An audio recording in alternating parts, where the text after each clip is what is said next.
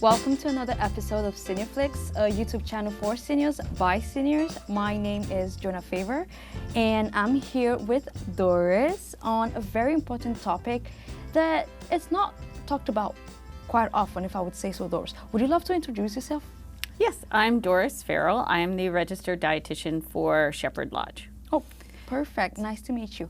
So, Doris, there is one thing that is really keen in the mind of the seniors, and that is nutrition and nutritional issues. Mm-hmm. Can you tell us some of the most common nutritional issues that concern seniors that you are aware of in the industry? Mm-hmm. Yes, especially for the people in the lodge, but in general, I find fluid intake and constipation to be the two biggest, most common, not the most dangerous, but the most common things that I follow up on with the seniors in the lodge. And when you say constipation, can you elaborate? Right. Well, a lot of people have different definitions for that, if I would say so. So there are some commonalities, mostly difficulty passing stool, hard stools, infrequent stools. Now, in general, there's a wide range of what is considered normal. Can be up to 3 times a day to every third day is sort of within sort of a large span there, but it's sort of what is normal for you, and then it changing would be the best sort of indicator. Now, if you're constantly having hard stools and constantly having, 3 to 4 days between bowel movements, then you have constipation. And is this general for everyone, like of all ages, or specific for seniors 85 and above? No, that's everybody, I would say. Okay. But it is more common in seniors for reasons that we'll get into as we discuss the issue. Okay. Well, there is one thing about constipation, and that is the intake of fluids. Mm-hmm. How does fluid help with constipation?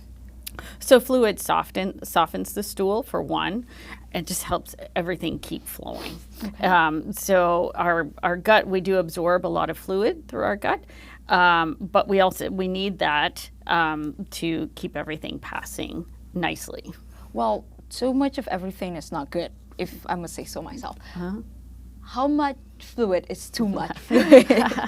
I think the too much fluid, because generally in a healthy body, you'll just urinate it out. It can be a problem. Sometimes marathon runners have had too much fluid, and then they reduce their electrolytes in their body, which can be dangerous. But I think that's a very uncommon issue. The bigger issue is not getting enough fluids.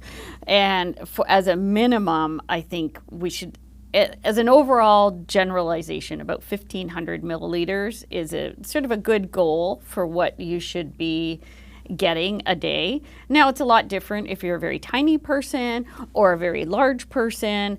And for those people, what I do when I calculate their fluid needs is I go to their ideal body weight and I calculate it there. But I would say overall, if I was going to say something, I would be about 1,500 milliliters.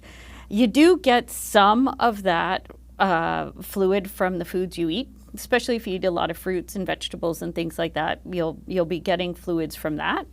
So, but I say to a lot of people who struggle with this, try to get 1 liter a day, 4 cups of actual liquid.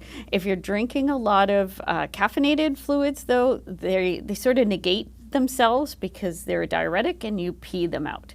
So if you're just drinking coffee all day and you're having 4 cups of coffee, that is not going to make the cut. You've got to get some other fluids in there. Water's the best.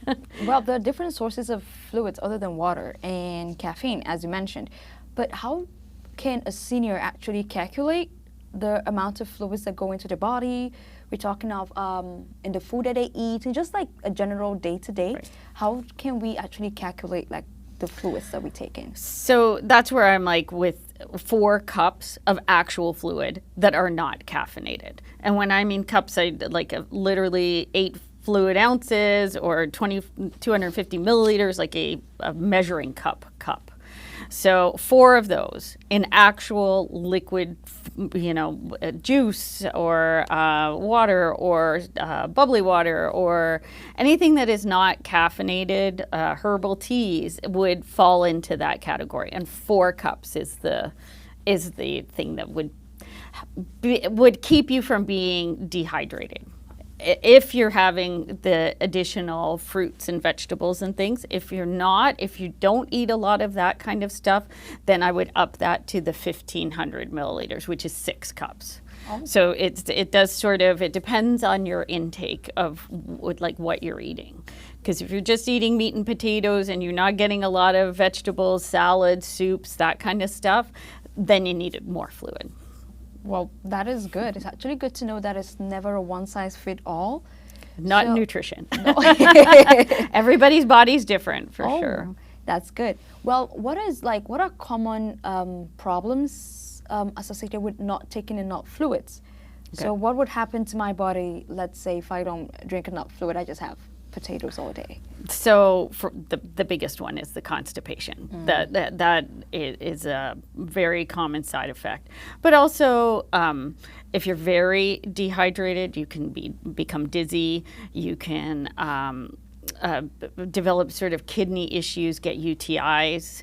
It also affects your skin, especially in the elderly. The skin is already frail, so you're going to make it dry and more brittle, more prone to cuts and things like that, which can be problems because then when you have an opening in the skin, it invites infection, but then also you need to be able to heal that, and so you need the nutrients and things to heal that. So that all of those things, on top of the fact of being, when you're constipated, you're feeling, discomfort, bloating, that kind of stuff can be a side effect of just not getting enough fluids. Goes along with the constipation part. Well, you heard that, viewers. You actually need to take water for you to stay healthy. But moving to constipation itself, what would you say is one of the most common issues associated with constipation itself, and how can we improve that? Just constipation. Well, like I said, it does create an uncomfortable feeling. It can also reduce the intake of this is what I deal with in the lodge, but it does it when you're bloated and full, you just don't feel like eating. So you're not getting the calories you need, especially if it's someone who is on the lower end of their weight level and they need those calories. So when they stop eating, that's a bad thing.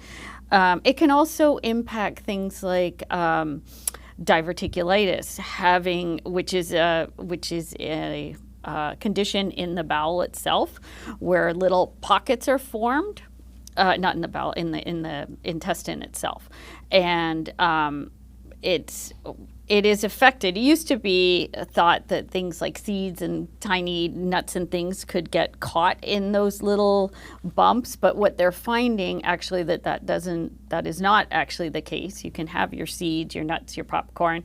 It is really the constipation that causes that diverticulitis. It sort of pushes on the outside of the intestines and makes those little bubbles. And what is the long-term effect of that? Well, they could, if you don't solve that, they can burst and they can be problematic, and then it can lead to infection and things like that. So if you're prone to diverticulitis, if you've had it before, the most important thing for you to do is make sure that you're having regular bowel movements and that everything is going through easily and smoothly. And that's a lot of that has to do with the fluid that you drink, but also other things that you eat can prevent constipation. Well, that is actually very informative. Well, as a dietitian, what are the nutritional interventions that are in place for people that are actually suffering from constipation, who actually have constipation at this point? So the biggest one for constipation, number 1 is fluid, 2 is getting fiber. There's two types of fiber, soluble, insoluble. You can read lots of things about that on the internet, but at the end of the day, you need both.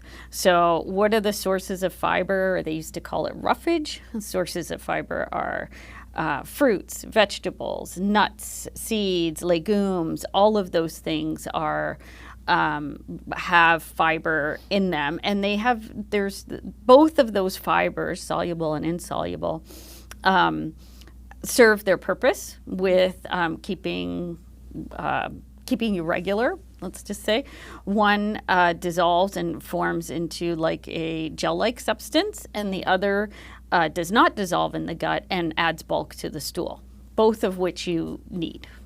And do you take fiber before or after you actually suffer from constipation? I think it's that's a complicated question, actually, because it does change depending on the situation that you're in.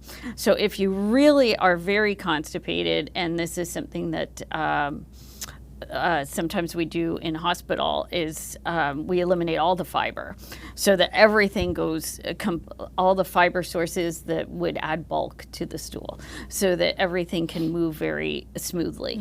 But that is in very acute, critical settings. For the most part, you want to get the fiber daily so that you can prevent constipation. It is a preventative. Most of the nutritional interventions are preventative. Well, you've mentioned two ways or two causes of constipation, and also two solutions, like fluids and fiber. But there are a lot of barriers that actually comes with having fibers. Would you love to emphasize on that a little bit? Sure. One of the problems with seniors is dentition. Having either dentures or having poor quality teeth is a problem with chewing the fiber, because a lot of these things are in fruits, vegetables, and the skin of the fruit and vegetable is where most of the fiber is. So chewing that can be problematic. When you boil it and put it into soups and things like that, you're degrading the fiber. So that's one of the problems. Another problem is that, it's in fruits and vegetables, which are all really healthy. They're all, though, also very expensive. And seniors often are on a budget, so those fresh produce items are the last thing, which sadly, the highly processed foods have the least amount of fiber. So there's an issue there. One of the solutions I like to give for that is beans. Beans are a great source of fiber, great source of protein, and they're cheap. So beans. Can lentils be used as a substitute? Lentils, legumes, beans and legumes. I don't like to say legumes because a lot of people don't know, but yes, beans, legumes are a good source. Oh, perfect. Well, to wrap it up, what are other causes of constipation that we haven't covered that would be beneficial to our viewers? So some of the things that we really can't sort of get in front of or prevent are things like disease, effects of disease like Parkinson's disease, things like that affect the gut. Long-term diabetes slows gut motility and causes constipation. Medications, especially pain medications, can cause constipation. Decrease of muscle tone in seniors. The gut is also a muscle, so as you get older, you always hear you lose muscle. That is also happening in your gut. So these are things that you can't really control. You can try to get in front of it by eating healthy, drinking lots of fluid. The other one thing I want to emphasize, though, just increasing your fiber content, you have to have the fluid to go with it. If you're eating a bunch of fiber and you don't have the fluid, you're going to give yourself constipation, because fiber does give bulk to the stool. So you have to do both. So it has to be a balance. It's never one or the other. No, they have to go together. Oh, yeah. Well, that's good. Well, thank you for joining us at this episode. It's been really lovely having you here, Doris. Oh, you're and welcome. thank you, viewers, for being here throughout the whole episode. We look forward to seeing you another time. Thanks for joining.